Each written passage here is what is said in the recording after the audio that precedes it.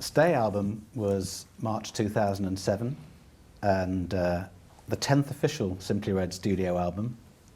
How did you know, or how do you know when it's time to make another record? Well, at this stage, I think we'd fully encountered what the problems are of being independent. You're faced with an economic reality in that we would only want to release a record, say, every 2 years. But how do you sustain an office with staff for 2 years with no other artists on the roster? And this was one of the problems, I think, of being an independent. I'm being perfectly honest. You know, that was actually a major issue for us.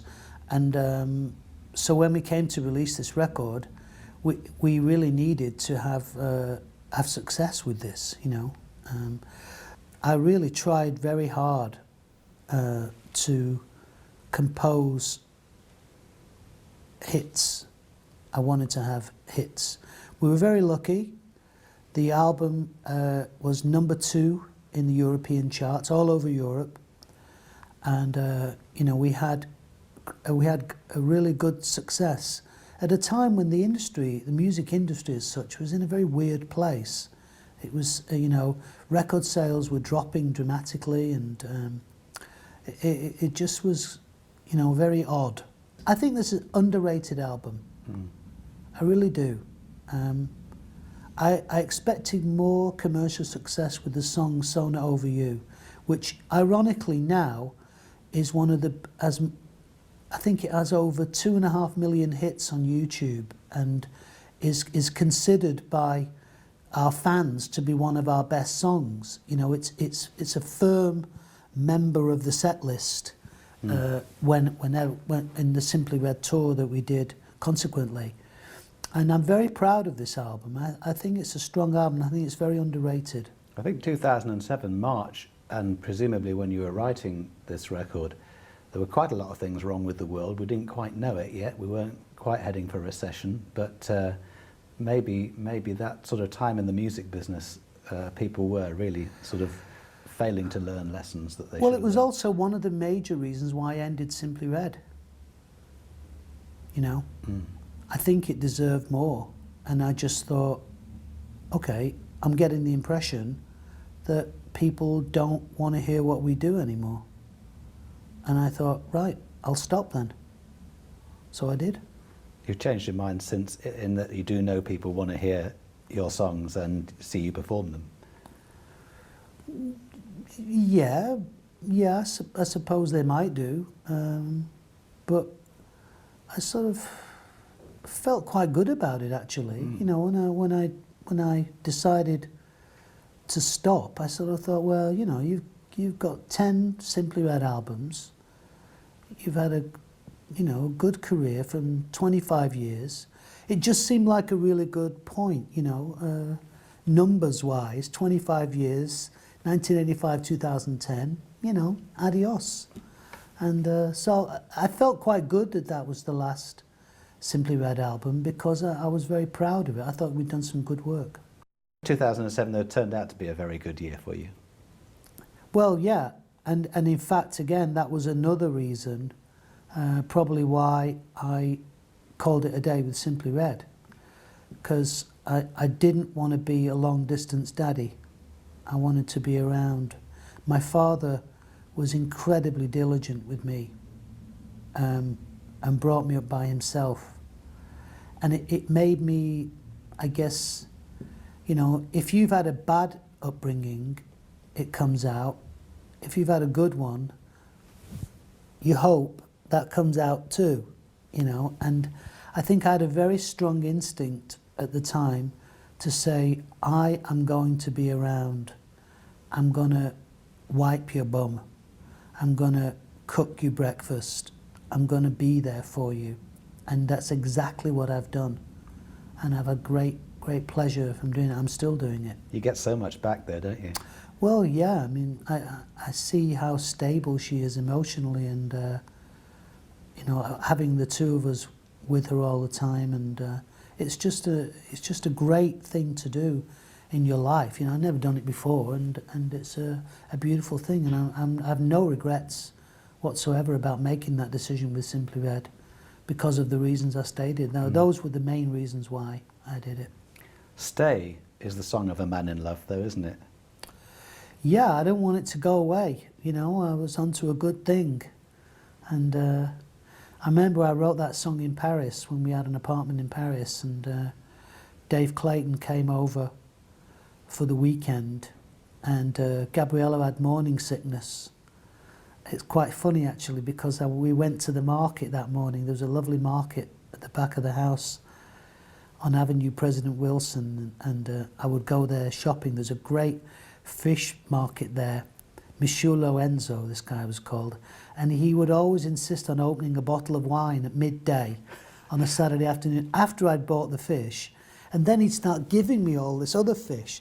So I came back home to the apartment with all this fish and stuff and started cooking this salmon, and Gabriella, with morning sickness, never recovered from the smell of this fish in the house and left the house and hated it. And so she was out of the house, and then Dave and I composed the song in downstairs, and I'll never forget the moment because of it. She still can't stand the smell of salmon to this day, you know. But she likes the song. I always have a great extractor fan whenever I'm cooking.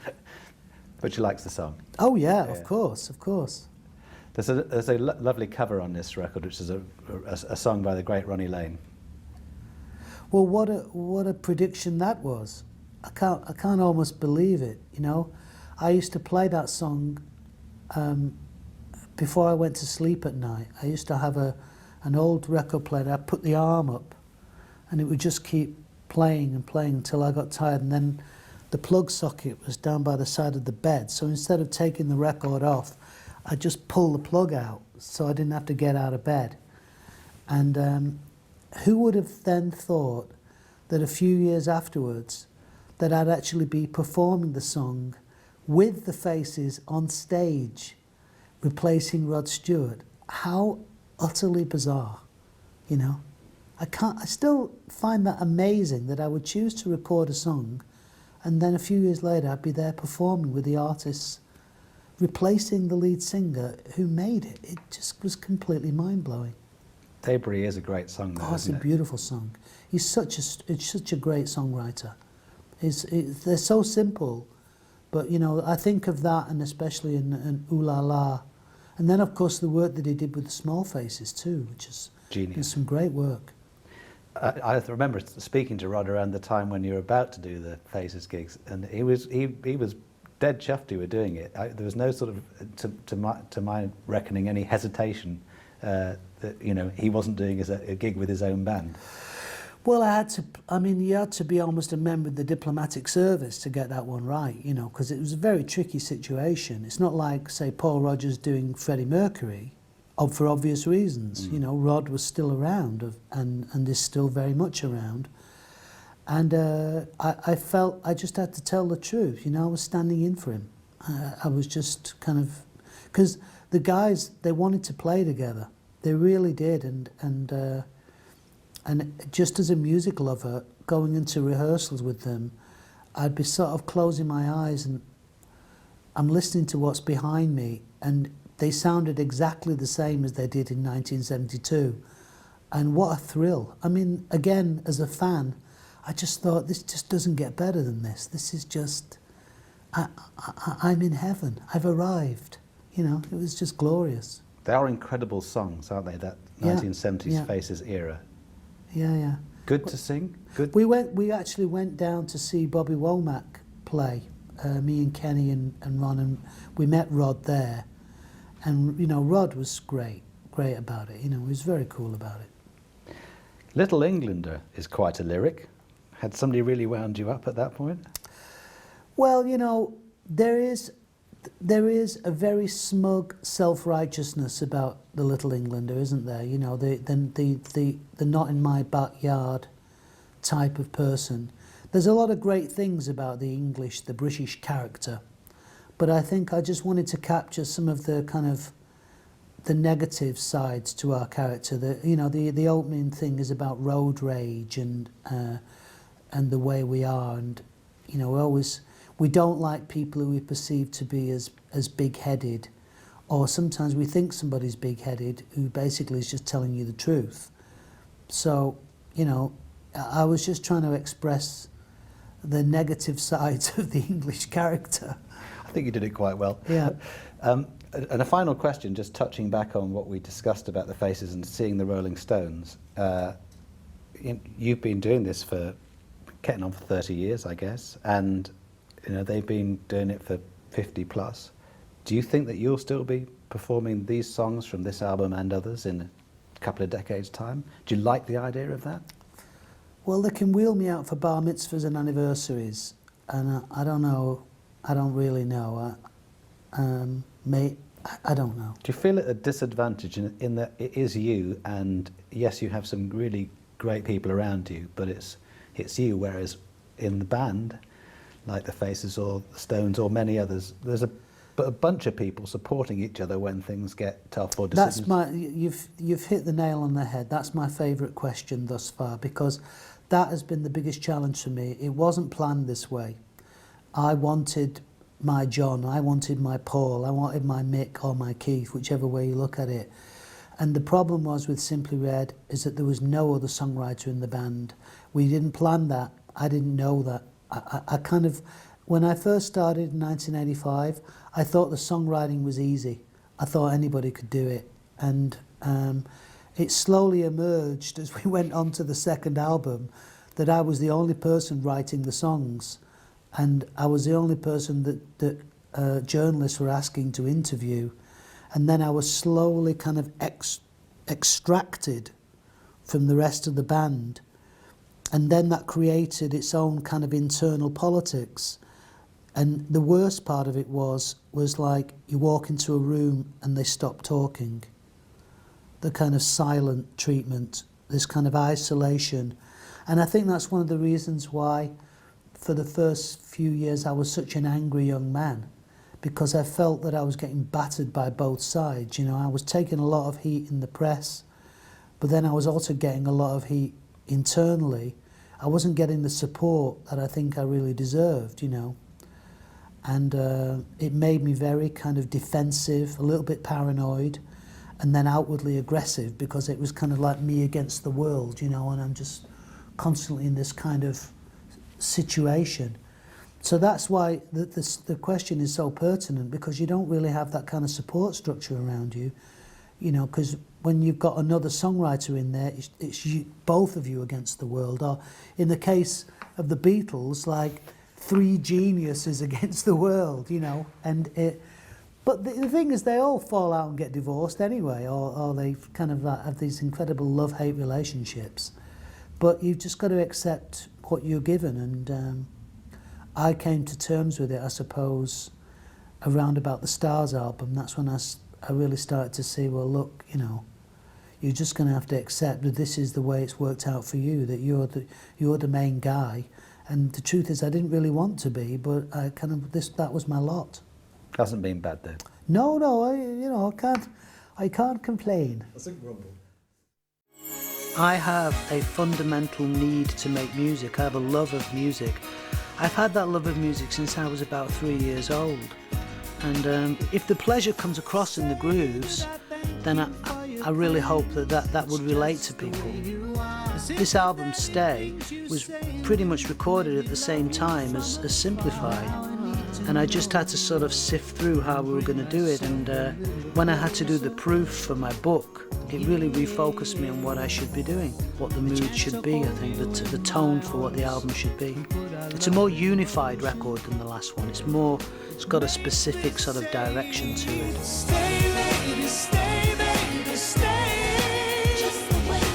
I think it's performance, melody, romance, a certain warmth in the tracks, and in a strange way, not trying too hard. They're love songs, they're romantic, and they reflect who I am right now and who I want to express to people. I want people to share it. I I like the idea of people sharing the romance of the songs. You supported me with love, honor, and devotion.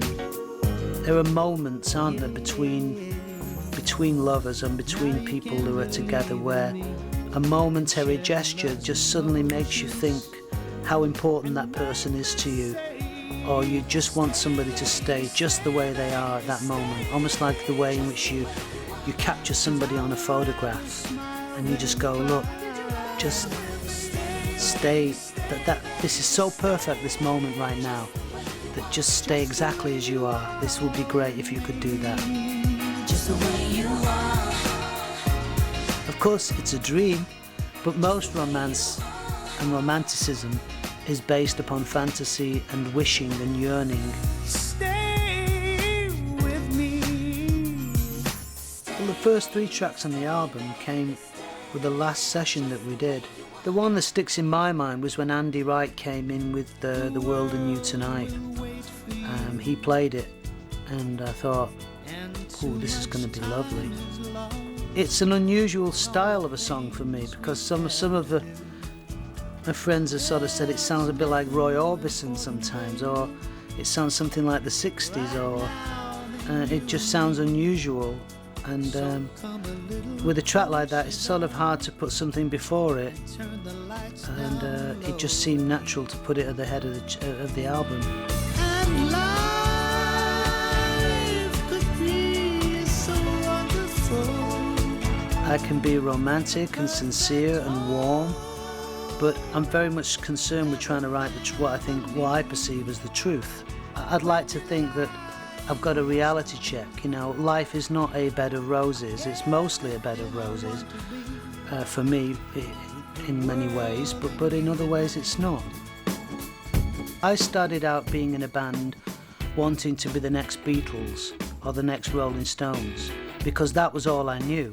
You know, when I was a kid, the Beatles were my idols because they were from my area, and that was the thing to be. But as my musical taste developed, I started to realise that, you know, for example, in my initial bands, there was no other songwriters in the band. I was looking for my Lennon or my McCartney, but there wasn't one. And through listening to people like James Brown and Miles Davis and Duke Ellington, who are probably my 3 biggest idols in that world, you suddenly think, well, there's a lot of talent out there, and you don't have to be fixed down, you don't have to be married to the same bunch of guys. It's not all about British rock music. What we have in the band now is a group of very talented musicians who are checking each other out because they've got to raise their game because they know everybody else around them's good. And so there's a healthy sort of respect among them that keeps the standard very high and keeps it creative. I merely oversee that, starting from the very minute that we're in the studio recording together right till the time when we think we've got a finished mix. And since the home album, and especially with this record, I think that we've really got honed together the team that really function well and have a great space to be creative. And now I feel that my lifetime is mine. This is where we do all our work.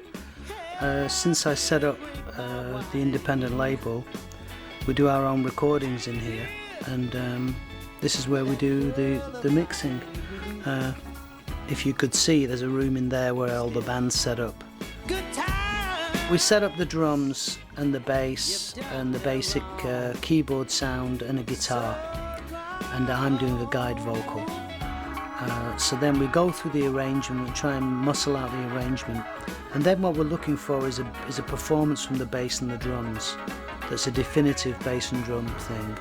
Then we can start building up the other tracks and putting them on, but the bass and drums stay fixed.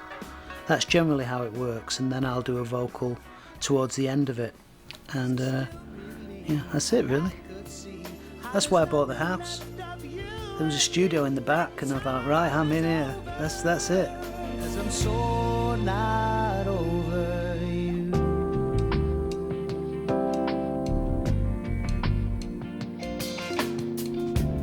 All my friends I consider myself very lucky, you know, having wealth and success, and I don't ever take that for granted.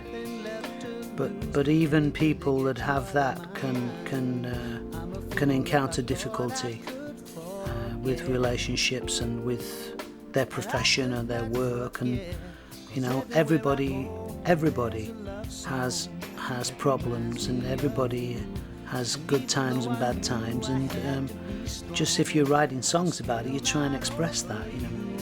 'Cause I still believe, and I could see there was nothing left of you and me. That time is over, 'cause I'm so not over you.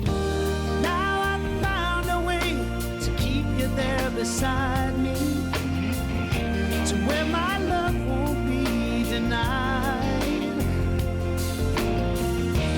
I can only hope to keep you there and guide me. There's no more need to hide. We shot the video in South Africa in a very fancy house with a lovely view. 'Cause everywhere I go, there's a love song that reminds me of you. Russell tried to remain close to the sentiment of the song, you know, like a couple who broke up and then regret breaking up and then yearn to get back together again. And as in all happy endings, they do get back together again. 'Cause I'm so not over you. I like the idea of living life, I wouldn't say to the max, but to have a lot of variation in your life. It's almost like with Simply Red that we're not really one genre, because I can't stand the idea of being fixed down by... I wouldn't like to wake up in the morning and be in a rock band or a punk band, because I would have to do that for the rest of my life. You see, because in some ways I'm very unambitious. This side of creating a glamour thing that is so inherent in pop music today has been something that has been entirely alien to me because of punk. Because I came from that generation, but when everybody else was just discovering punk, we were in there so early that we thought it was kind of over. So it was very easy for me to move on to a more soulful style and a more R&B based style, because that was sort of the music that I was listening to during that time anyway. Except we sort of rediscovered, I discovered things like the Velvet Underground and the first 4 Iggy and the Stooges albums and the MC5 and this sort of stuff around 1977, 78, as well as reggae. So already, just by you hear me talking about that, that's a huge area of music, of variables, and it was never really fixed on one style. Pop's twinkle and dreams, torn at the seams, it can leave you with nothing left at all. I like being on a stage, I like singing, I like communicating with an audience. I love to hear them singing along. That's the easy bit. That isn't even work. That's an absolute joy. I love it. Debris was really another one that felt great when we put it down in the room. I was explaining to the crowd, and sometimes we played that song, that I used to play that song in my bedroom on a little 45 record player with the arm up before I went to bed at night, over and over again. I left you on the debris. I mean, I'm very sad that Ronnie Lane died so prematurely, and I like melancholy. I've always reached out for melancholic songs, and I find that song wonderfully romantic. I heard your footsteps at the front door, and then you knew I'd be waiting for you at the top of the stairs. It's just, I could just imagine millions of people like that after having a row or something, and the person's coming home, and you know, you're so glad to see them back home. I always wanted to do that song in some capacity, in some shape, and felt I had the band to do it this time around, you know. I really enjoy performing that song. I went there and back just to see how far it was. Making a song that lives forever is actually extremely difficult. If it was easy, everyone would be doing it. And getting it right is even more difficult. So it's a huge challenge, but that's why I'm doing it. That's what I love. That's the part I love. That's the reason why I make music, is for that. Since home, I find this process really, really exciting, and it's regenerated me to sort of focus on what I love to do, which is make music. You know, I'm gonna have to try and deal with the rest and sort of bite my lip, and you know, even just being on camera, I'm like a bit, God, I sort of envy novelists, you know, because no one knows what they look like, these guys. You know, they've got a great job. I always think musicians might have the best job, but sometimes I'm wondering, because novelists are great, you know, they write these incredible books and no one knows what they look like, and that really appeals to me. I'm in the wrong business. I partly wish I could be anonymous.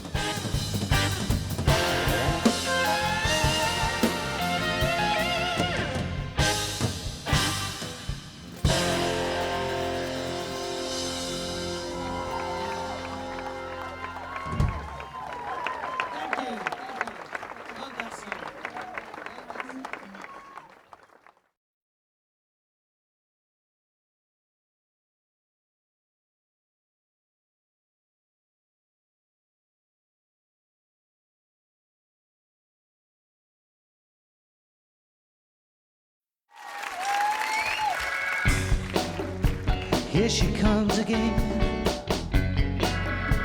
walking down the street, walking right by next to me, looking so fine, just about to make this man crazy now, crazy, crazy, crazy now.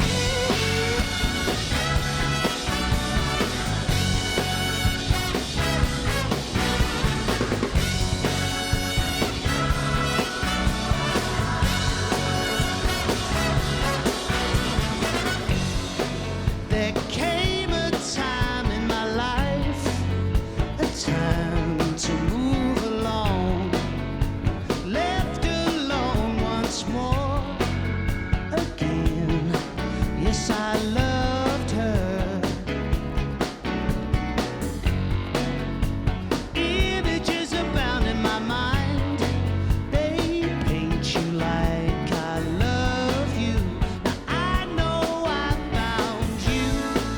I'll open up my soul again. Now I just can't stand being turned on my head, and I don't need to be lonely in my bed. I don't wanna be around until the curtain falls. When she walks in the room, the moonlight beams from her face, and all those dreams come along when lost love stole a parking space. And oh, what a girl.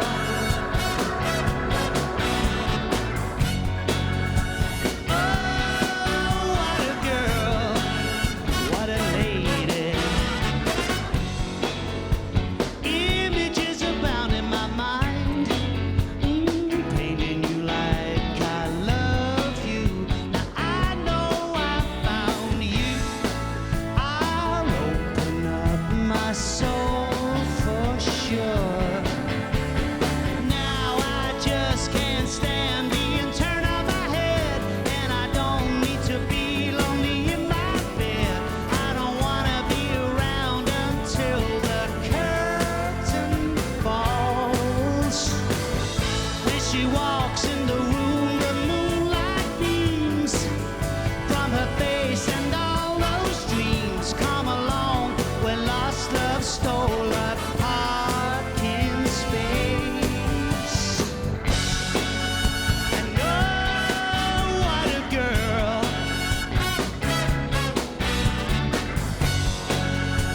Oh, what a girl. What a lady.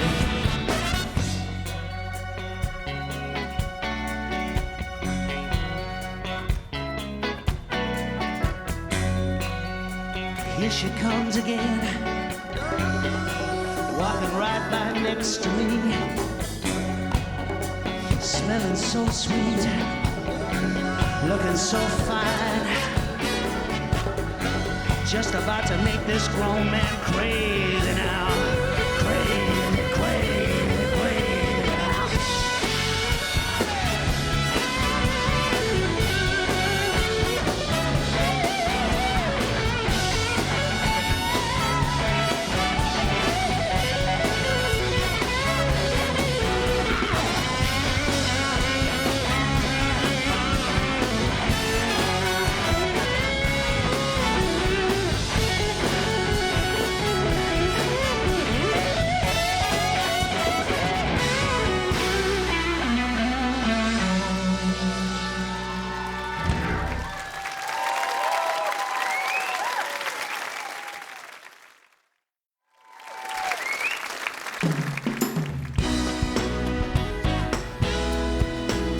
They don't know.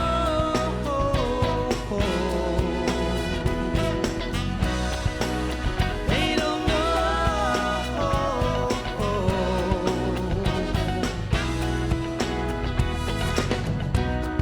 Driving by two lovers, kissing and walking, living out a dream, hoping they will make it.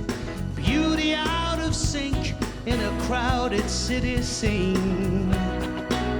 They don't know. Riding by two lovers, hoping to make love's fantasy forever. Feels so good about them. Will fate force its hand? Could it end it too soon? I see together they will learn so much. Have you? Will you? Don't let anyone tell you not to dream. Don't let anyone tell you what you think you must think. And if you've never loved, my friend, you may not know that broken hearts don't play the game. They don't play the game. Riding by two lovers, needing her love again and many times forever, hoping they will make it. Do you want to spend the rest of life on your own? 'Cause I see together they will learn so much. Have you? Will you?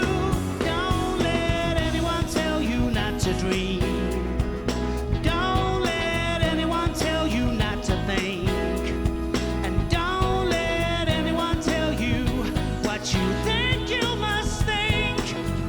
And if you've never loved, my friend,